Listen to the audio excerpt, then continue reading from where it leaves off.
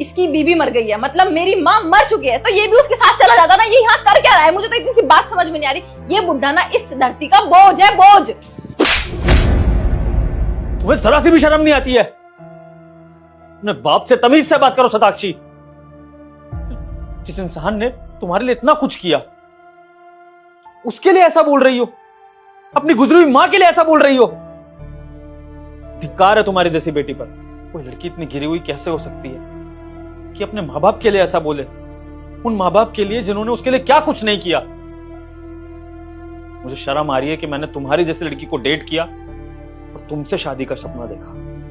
और हां, ये तुम्हें जो घमंड है ना अपने इंडिपेंडेंट होने का, इस लाइफस्टाइल का, इस घर का, अपने काम करने का, तो तुम्हें याद दिला दूं कि वो सब कुछ मैंने तुम्हें दिया है।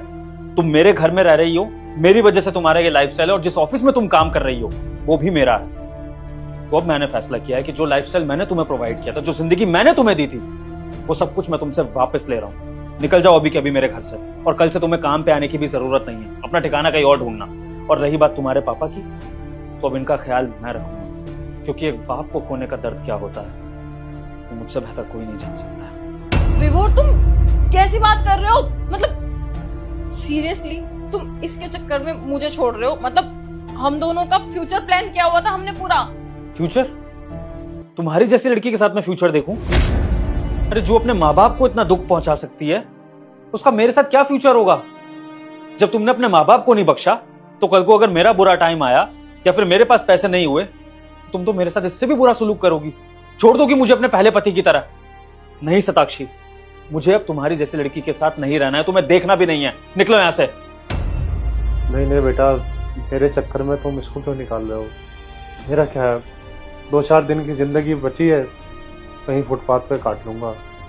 मेरे लिए शताक्षी को कुछ मत बोलो।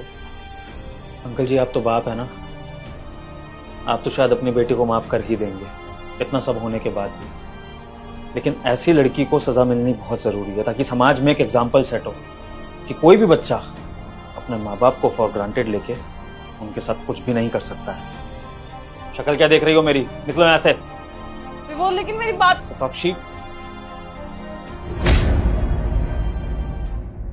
अच्छा, मैं भी चलता हूँ बेटा। अरे अंकल जी, आप कहाँ जा रहे हैं? आप यहीं रहेंगे मेरे साथ, मैं आपका ख्याल रखूंगा।